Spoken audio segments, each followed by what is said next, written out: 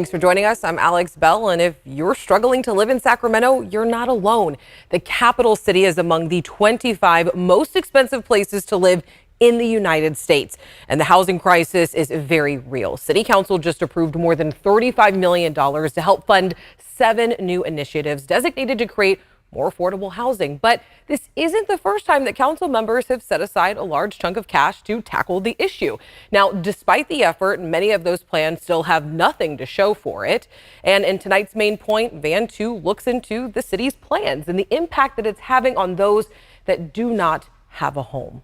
Van? Well, Alex, the new affordable housing developments fall under the city's comprehensive siting plan, which now looks a lot different from when it was first approved last August. The original plan was called the Master Siting Plan to Address Homelessness. It was approved with the mayor calling it a once-in-a-generation opportunity.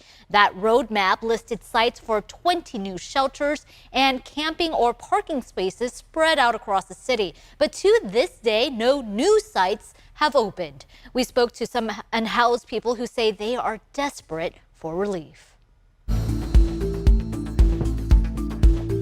Pitching his tent under the WX freeway, Don Hunt says it's the safest and cleanest spot he can find. But I didn't plan on being out here for this long. The former Sacramento High class of 1980 football player has been unhoused for 2 years. His woes began when he couldn't afford rent and cartilage in his leg began deteriorating. It's hard for me to get around. He says he had a car, but it was towed. Then he was in a shared housing program, but he says it ran out of funding. So he was back in the streets in December. Steady housing is hard to come by. You can't afford rent.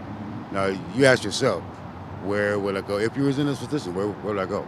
Hunt says he was hopeful when he got word the city planned on opening tiny homes and safe parking sites. I thought it was coming. The area where Hunt's tent is was proposed as a tiny home site, but it was halted September 2021 when a lawsuit argued the city skirted environmental review and could put the unhoused at risk under the freeway. Over at Arden Way and Colfax Street, unhoused people reclaimed this vacant lot 3 weeks ago.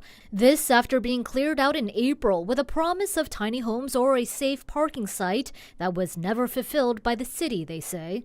Not being able to support yourself and help yourself, and even ask somebody else to do anything for me is pretty rough.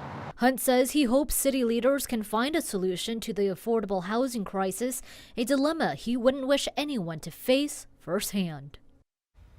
So there is some hope here that the money initially for the safe camping and parking sites instead will be used for these permanent affordable housing developments. But the waiting game continues. These sites may not be available until at least 2024, Alex.